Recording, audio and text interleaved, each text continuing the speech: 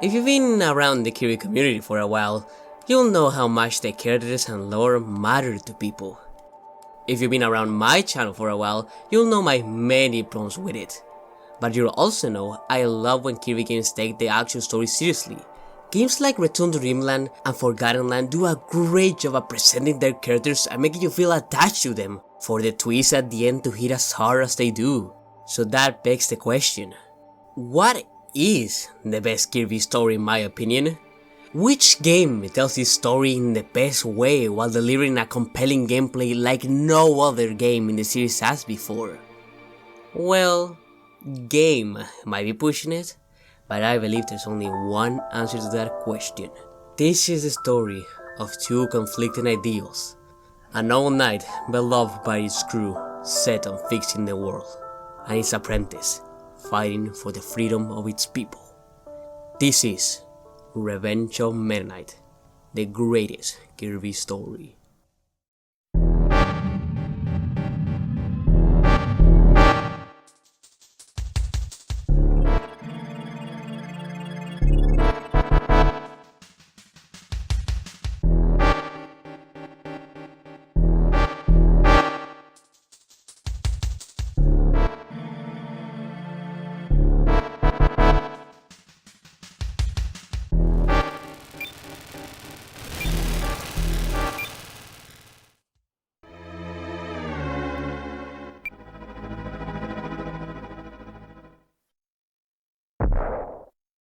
Before we can talk about what makes Revenge of Meta Knight so special, we need to talk about the game it comes from.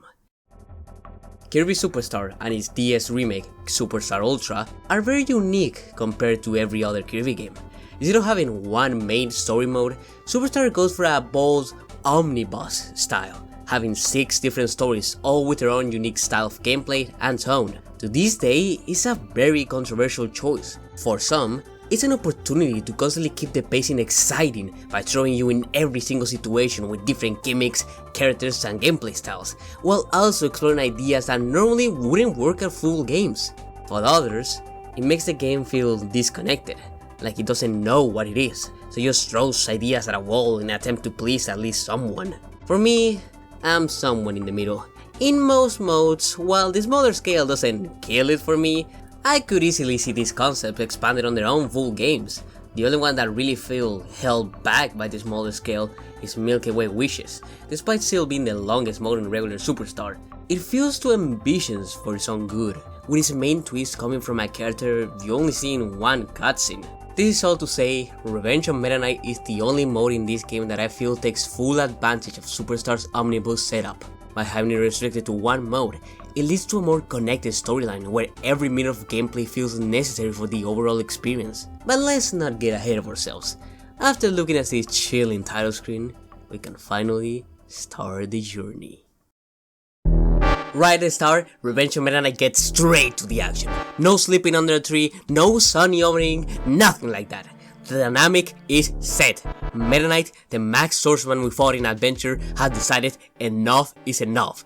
He will take over Dreamland and end its lazy lifetime. The crew is ready for takeoff in the mighty flying battleship, Halberd. Kirby meanwhile rides on his warp star, ready to face the ship head on, leading to a smooth transition into gameplay, and I say a smooth, I mean it! Look at this! We even had a little comedy. Tell me this isn't the best intro ever. But enough of that. As we said, foot on the Halberd, and as one of the greatest songs in not only the Kirby series, but video games in general. A song so good it won a fucking Grammy of all things starts playing. We can look at our HUD to discover the main gimmick of this mode, the time limit. Every sequence in Revenge of Meta Knight has a specific time limit. For most of the game, it will not affect you, but get too distracted or mess around too much with a boss, and all of a sudden the timer will reach 0, leading to immediate death. Again, it's not that dramatic of a change as opposed to something like Milky Way Wishes, which fundamentally changes the gameplay, but it's a great motivator to keep going. It really sets the mood of the situation. Kirby isn't having a pleasant adventure traveling to the world. He needs to stop Meta Knight as soon as possible or else Dreamland is finished. And speaking of HUDs, taking one look at it after the Warp Star intro, we find Revenge of the Meta Knight's second defining feature, dialogue. Kirby's here! He's flying this way! Oh no, what do we do? He mustn't interfere with our plans. Lord Meta Knight, what is your command? All on deck, prepare for battle. All others, prepare for takeoff. During your adventure, Meta Knight and its crew will discuss Kirby's current situation, and from the very start, you can recognize all of their personality traits and how well they bounce off each other. All of them recognize the great danger of Kirby, so they all react to him landing on the ship on their own way. Axe Knight seems to be scared of him. Mace Knight seems a little more confident, but he doesn't know what to do outside of wanting Kirby gone. Meanwhile, Captain Bull will take comments of them all, requesting for Meta Knight's command, and then the main leader himself immediately formulates a counterattack. Oh yeah, consider this listening in the background, don't worry about him. As Kirby enters the rocket pub, Captain Bull's recklessness starts to show as he demands to unleash their biggest weapon at the first sign of danger, the heavy lobster. But we don't really get to fight him that much, so Meta Knight quickly thinks of a way to get rid of Kirby. Ready for takeoff now! She can fly at any time! Hurry it up! Where's Heavy Lobster? Kirby is currently fighting Heavy Lobster. Initiate takeoff will blow Kirby away. Okay! Main engine ignition! Now, take off! And just like that, in this very small chapter, and I do mean small, it's only like 2 rooms and a boss, Revenge of Meta Knight shows you everything you need to know. It sets the stakes, characters, and plot in motion like no other game in the series. It also pushes the dynamic of this battle in a beautiful way. Kirby, alone with her Warp Star and the occasional ally against an entire army, and because Meta Knight fought Kirby in the past, he and his crew know what he's capable of doing, showing a level of respect to the Pink Puff that no other villain has done, while at the same time providing why the combination of Meta Knight's intelligence with the Halber's power is a mighty force that not even Kirby can easily stop. And that dynamic will keep showing its head as we head on to the next 2 chapters. Looks like Kirby was blown into the ocean. That was close. My flying fortress, the Halberd, will now rule over all of Dreamland. But first, little Tess, off to Grave Gardens. Whoa, there's a lot to unpack here for this very small set of tech boxes. The nice dialogue is not that crazy, but this line by Captain Wolf though? My flying fortress? And looking at Superstar's original line, here it says, I'll conquer Dreamland. People over the years have interpreted these lines to mean various things. Maybe Captain Bull built or designed the halberd, or maybe it's a hint at a more egocentric persona. Does it imply a certain breach of trust from Captain Bull and Meta Knight? Well, there's some ground to that perspective, especially with Bull's reckless actions endangering the crew, and with some lines further in the game showing a lesser commitment from the others. But I take this just as a mistranslation, as the original Japanese text doesn't use any pronouns, which is why in the British version of Ultra, it says our flying fortress.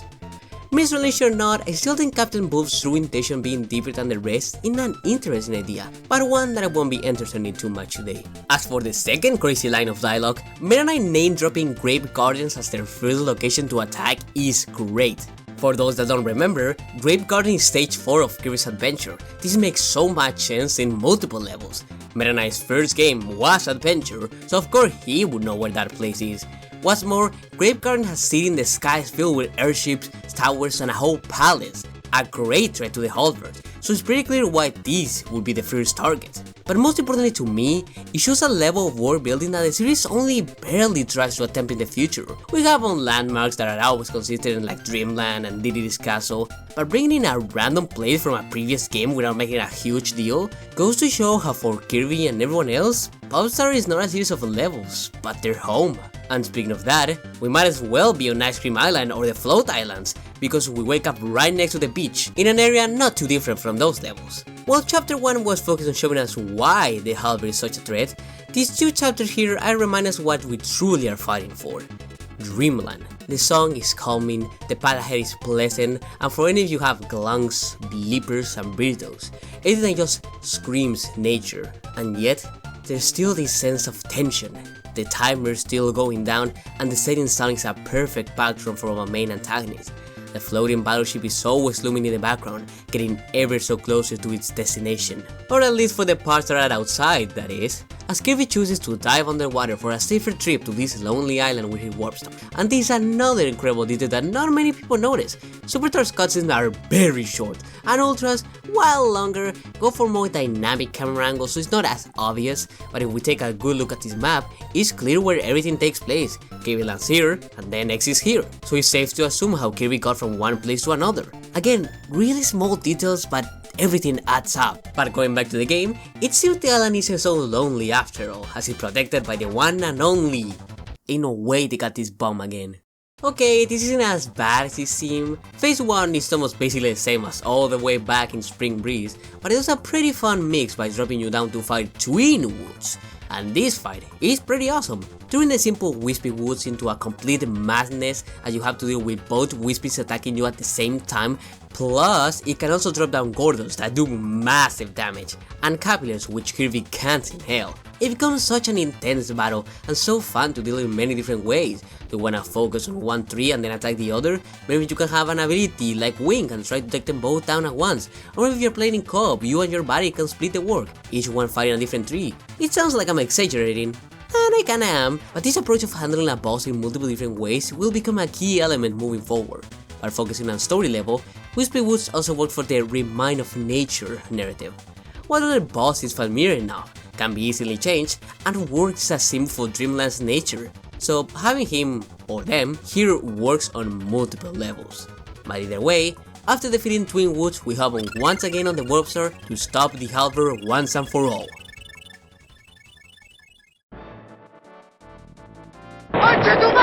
Damn, never mind. Kirby's hit! He's fallen in the woods! Alright, that should take care of him now. I wonder. Didn't know Kirby had the Fraud Star!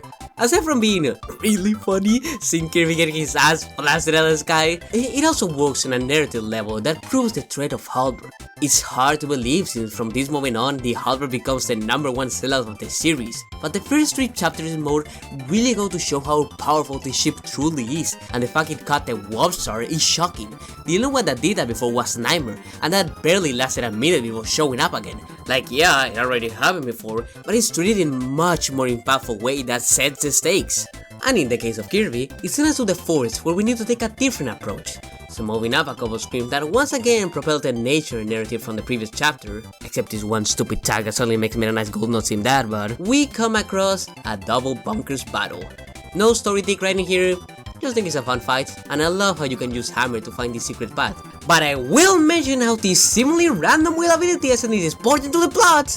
Please don't leave the video. But seriously, the next screen after this one is clearly designed for Wheelie Rider, a pseudo ability that you can only use by piggybacking on a helper wheelie. Aside from the pretty obvious foreshadowing, I also think it's a natural step towards the idea of Kirby needing help to get back to the Halberd. It's entirely optional, but the rush of speeding towards the top of the mountain as the Halberd continues to loom in the background, it's such a great spectacle that it will be a crime to not use Wheelie Rider. And what mountain are we on, you ask? Well, Candy Mountain of course. You know, the same Candy Mountain we explored on Dynablade. And speaking of Dynablade, after a set of questionable cannons, we find Dynablade. The burst, not the mode. Aside from, again, showing the beautiful world building in this mode, here's where that idea I was talking about in the wheelie section comes into play. We've already established how these 2 chapters are here to remind us of what we are fighting for, why Kirby wants to do this, and why the Halberd is such a big problem. So it's a natural progression that the nature Kirby's trying so hard to help helps him back. And the best character for the job is Dynablade. We already helped her and her chicks, so not only is this a great way to maintain continuity in a game where every mode feels so disconnected, but it also feels like a close-in act on this calm before the storm. So we hop on Dynablade's back for one more final assault on the Halberd.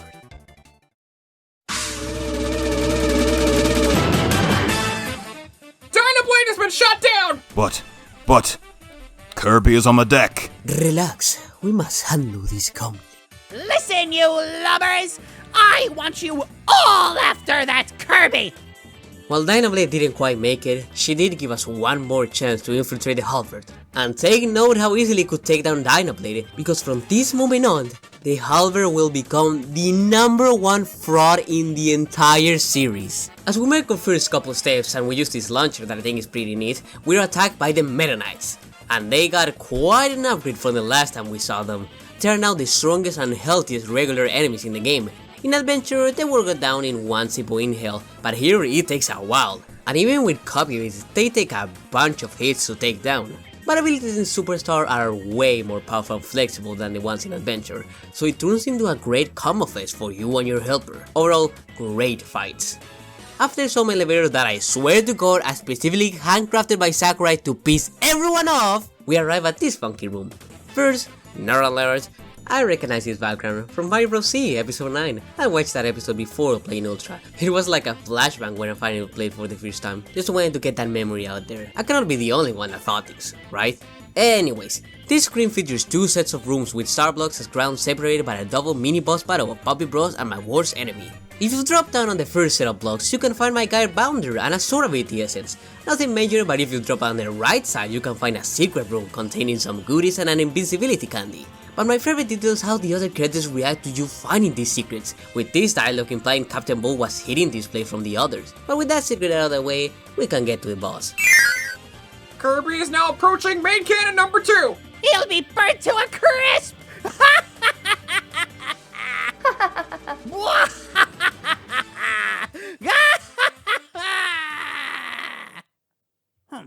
Twin Cannon, Combo Cannon, Main Cannon 2, whatever it's called. It's the first real boss we fight on the halberd, and it's a great prelude for the rest. This boss is separated by 3 different weapons, the 2 cannons and that f***ing hand that I hate. The only part that you need to take care of is the main cannon, but you can take your time killing the lower cannon and dealing with the hand that can grab and throw bombs at you. It's not too noticeably annoying at first, but getting close to their half health and the combo cannon will become way more aggressive. The hand is faster and the floor will rise up where you have to trick you into hitting the laser. There's so many ways to tackle this boss with all the different abilities you can get by this point. Some abilities want to keep a short distance and well on the main cannon before it gets a chance to attack, while some others might want to take care of the laser cannon first, and then attack by a distance.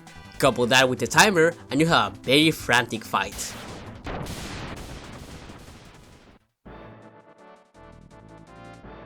Wait. Before we go to the next chapter, I do want to talk about the design of the halberd, since this is our first good look at it. And as much as this video is just me gassing up this mode, the original design of the halberd is ass! What were they cooking here? And don't get me started on the anime design, they didn't even add the wings! Thank God Brawl came in clutch with this raw as design. And this design would stay with some small changes here and there for the rest of the series, which include the Superstar Ultra cutscenes. It took some time, but Meta Knight finally got his perfect battleship. Well, if you don't count all the times this fraud got destroyed. Main cannon number 2 is destroyed! The cannon's a wreck. We can't use it. What? How could this be? Kirby is now heading for the left wing! You don't think he'd... Everyone, we need to keep Kirby away from the left wing! This first room is pretty tricky as it's covered with star blocks and enemies, which is a good place to compare the enemies on top of the halberd to those on the ground. Before we had very organic enemies like Blippers and Beardos, but here we have more technological enemies like Gyms and Capsule Jays, and enemies with weapons like Puppy Bros Juniors and Sir Kibbles. Really cool dynamic that I don't see many people talk about. And another fun dynamic is the few segments playing with the wind. From a story point, Kirby's headed for the left wing, so it makes sense to be outside and be affected by the great speed of the halberd.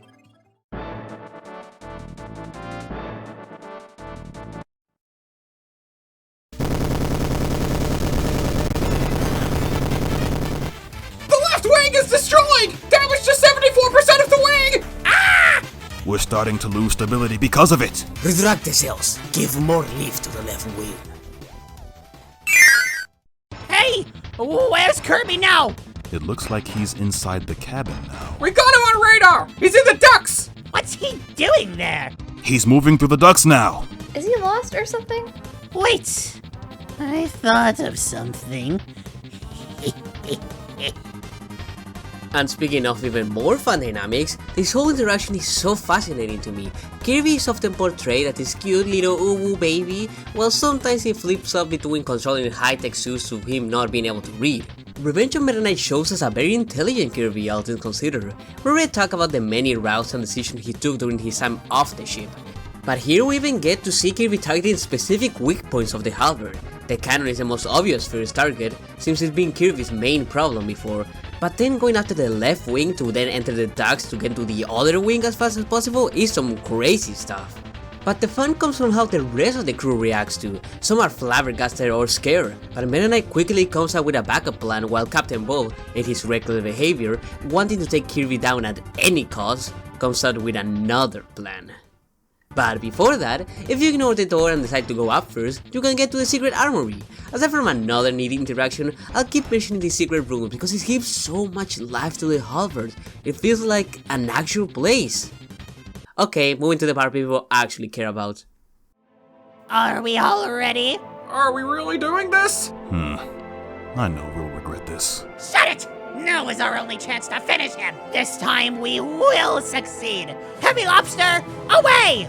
Revenge of Meta Knight's most iconic fight aside from the main man himself, Heavy Lobster. We started in the very beginning of the adventure, but now it's back for one more climatic battle, as it destroys everything in its path to get you. You gotta be fast on your feet or we'll catch up to you more quickly than you think.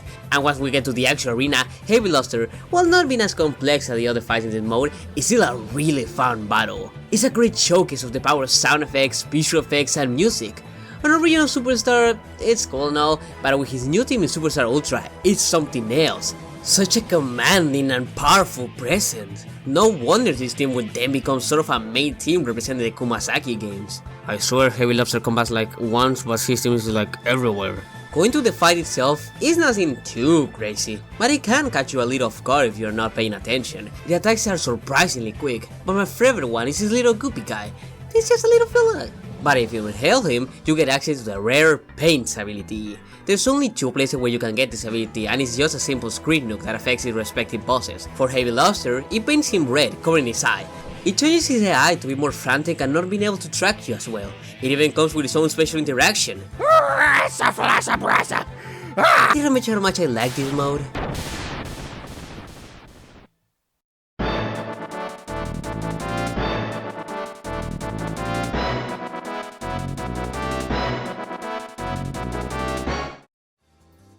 Looks like the explosion from Heavy Lobster took out the right wing. Having both wings destroyed may just be what we needed. Kirby is climbing around the outside of the ship, heading for the helm. After that fight, we find ourselves right outside the ship. With both wings damaged and with the ship still in the air, there's only one way to destroy it for real: the core. And also, there's another secret room here with some rare abilities and some goodies. Yippee! But for our mission, we need to go underneath the battleship to find a way. Kirby is moving along the base of the ship, Not much we can do to him there. But the wind is strong. And it's cold. and it's high. And it's scary. Alright, you lot.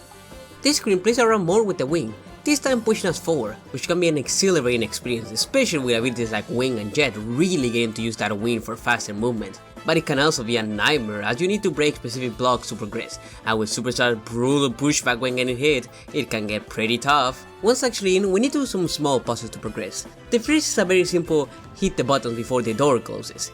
There's some other puzzles in the game similar to this one, but I love how free the game lets you be here. While hard, you can actually do it abilityless, but the game recommends at least Wing or Suplex. But it can be fun trying out with other abilities like Jet or Plasma, since this switch can be hit from both sides given the right ability. After that we have 2 elevators. Instinct would tell you to just go to the first one, but what you really need to do is go to the second one to open the way for the first. Or you can use certain abilities to bypass all that hard work, because this most level design is so raw. And speaking of using specific abilities, there's yet another secret room here. This one is less hidden than the others and does have that many things special about it, but it still has funny dialogue, showing off that Guru personality, because why not? Kirby is headed for the reactor!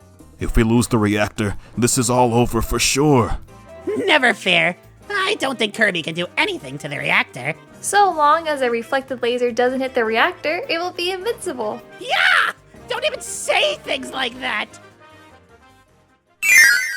The reactor, the final boss before the final boss. This is a bit of a tricky one. Try as you want, but raw power won't help you here. Just like with Combo Cannon before, this boss is divided by multiple different parts, all with their own health bars.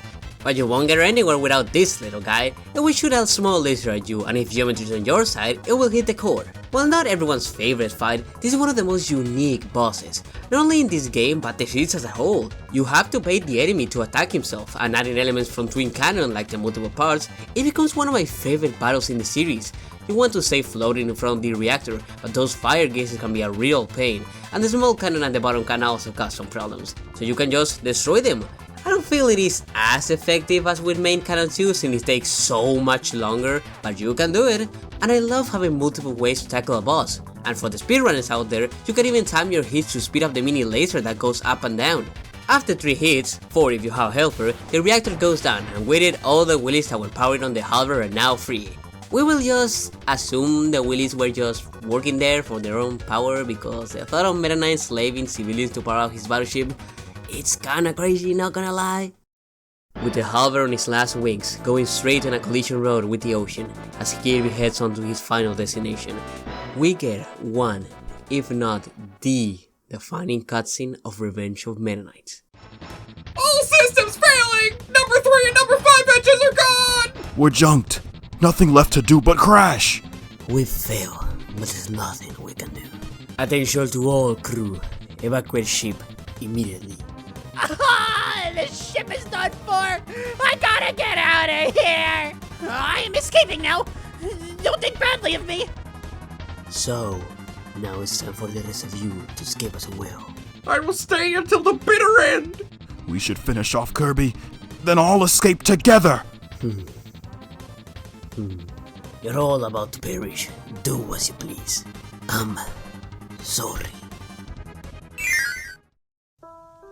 This cutscene is pretty incredible. It completely changes the way we look at these characters. What we once saw as our enemies or as silly little guys making wacky faces as we progress through the game, they turn into people, a crew dedicated to complete its mission no matter what. They are scared, they know what will happen, and yet they push on. One final stand against Kirby, one last stand for what they believe is the right way. A way to save Dreamland from his own laziness because they believe that's right. They believe their leader Meta Knight is right. And just like his crew believes his captain, the same goes both ways. While he doesn't show it much, Meta Knight feels sorry for disappointing his people. And it's this one last stand that makes Meta Knight remember why he's here in the first place. To not get complacent and to keep on fighting till the last moment. Lord Meta Knight, please take care! We'll go on ahead then.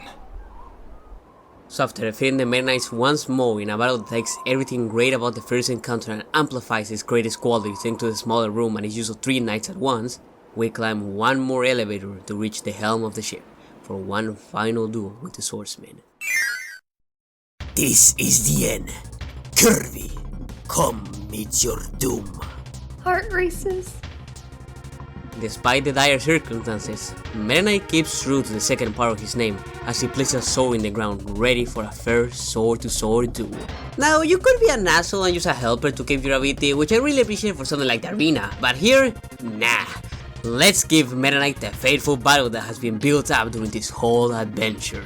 Meta Knight had both a huge upgrade and downgrade since the last battle. Because of Superstar's overall better controls, its use of health bars instead of hit points, and its bigger moveset for abilities, I find this battle to be much easier than in Adventure.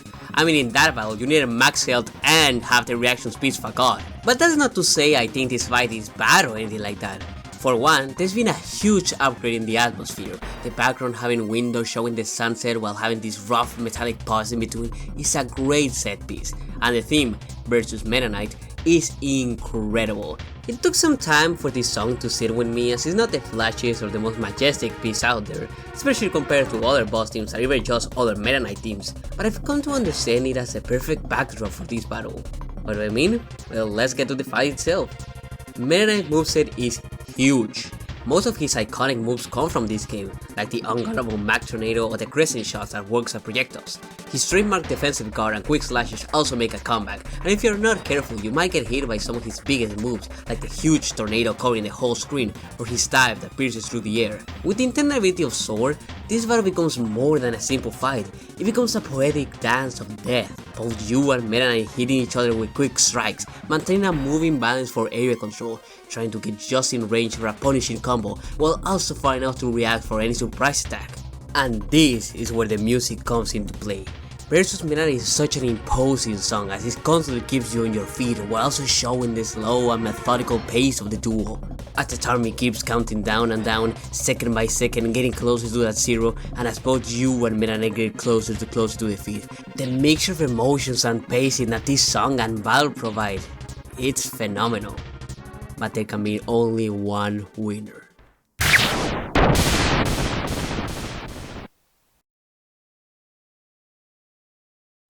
The result of the battle sends Kirby tumbling down to the decaying battleship. As he manages to wake up, he sees one lonely Willy from the reactor alone, so they both partner up for one final escape. I won't let you escape. He can fly? It's not a surprise nowadays, but this is the first time Meta Knight revealed his wings, as both you and him have accepted there's no time for a fair duel. Kirby needs to get out of there as fast as possible, while Meta Knight's only goal is taking down the Pink Puff down. One final desperate act from both of our characters. The timer is the shortest it's ever been. The main gimmick of this mode shows his face one final time in the most intense form yet.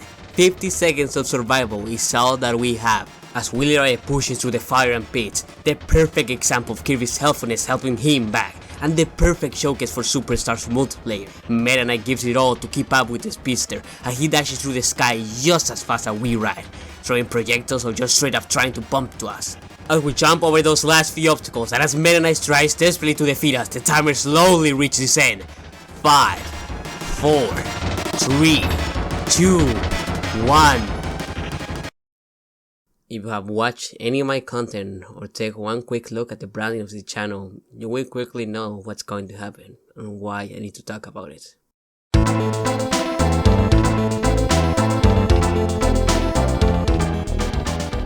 As Kirby and Willy land on top of a rock, we see the once powerful harbor slowly fall into the ocean. Willy Rider turns around and rides towards the sunset as the theme, My Friend and the Setting Sun, plays during the credits. This moment it's special to me, and for the longest time I didn't know why. On a very surface level, it's a raw moment. The sight of Kirby being covered by the sun while he keeps riding endlessly, it's so cool. But as the series started to reuse and remix this song over and over again, it made me realize this is not a song for Kirby, it's for Meta Knight. Despite not seeing him, this is his moment of character progression. We start the adventure setting our minds straight on stopping Meta Knight, on destroying his ship and take down his crew. As the game progresses, these characters start to grow on us. Their backs and forwards are really fun to see, and the way they react to everything we do, like using a specific ability on a boss or discovering a secret room, it's so charming. The ship itself also starts to grow on us. Well, its different facilities, it starts to feel like a real place and not just some big weapon. But most importantly, Meta Knight grows on us. Well, at first we just see him as this enemy, another big part we need to stop. He really starts to show his true colors towards the end. He does care about his crew. Now, his words at the beginning make more sense. Dreamland's lengthy lifestyle will end. He never wanted to take over Dreamland just for the fun of it.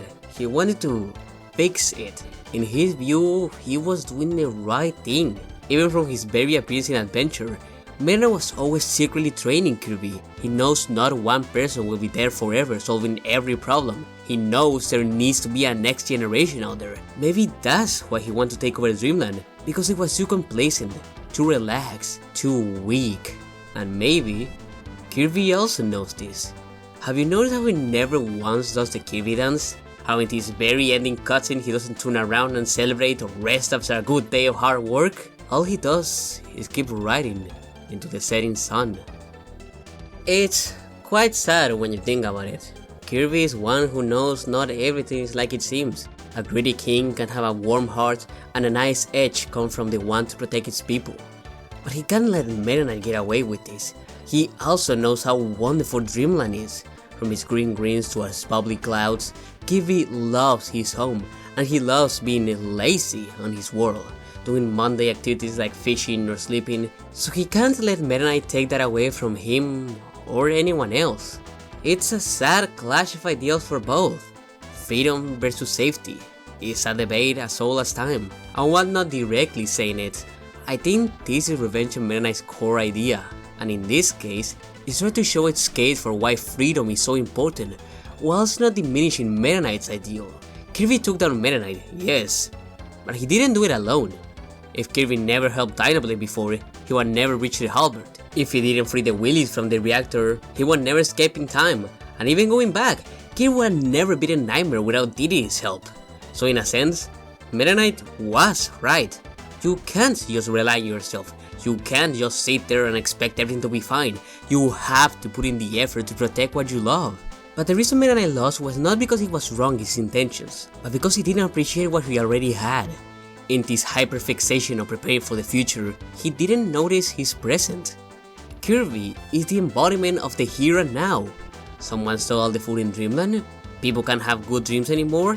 A giant steel bird is going crazy? Kirby doesn't question it, he just goes ahead and acts.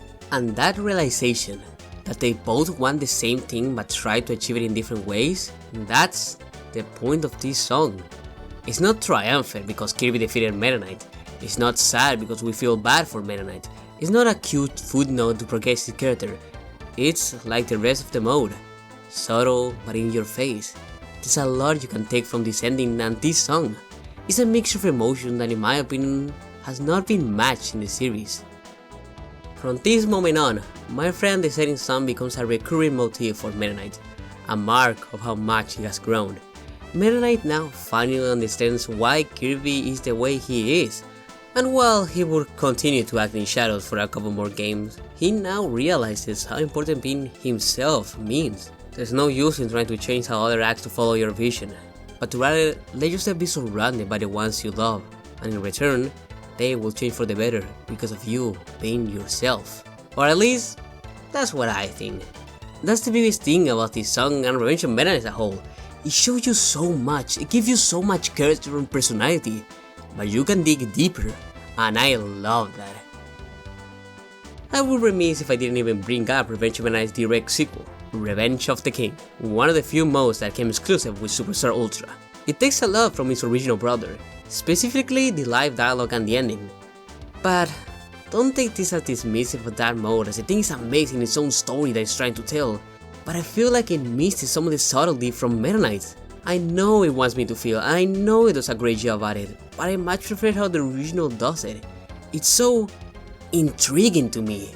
Even after all this time, even after this video, even after dedicating my entire channel brand to this one cutscene, I still don't really know what makes it so special to me. And maybe that's why it's so special to me.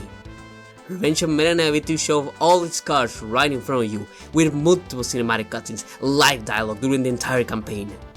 And yet, it hides the other side of those cards. From something simple like all the cool secret rooms to something more profound like the character progression, it feels like there's always something else to find. But at the same time, it never feels like I'm stretching or imagining things, and even if I am, it doesn't feel like it. It's a perfect balance of the intended and the unintended. So mysterious, yet so blatant, so big in scope, yet so personal, so Kirby, and yet so not like Kirby. It's masterful in every aspect. This was the story of two conflicting ideals. A noble knight beloved by his crew set on fixing the world, and his apprentice fighting for the freedom of his people. This was Revenge of Meta Knight, the greatest Kirby story. That was all from me, and I'll see you on the next drive. Yo, Post-Production Nico here, back at it again after a long ass time. Woo, yippee! I don't want to comment too much on why I would disappear towards the end of 2023, but long story short, life can suck sometimes, but it is what it is. Now I'm in a much better situation and I'm back with motivation to keep doing what I love. But I wouldn't be able to do that without any of your support.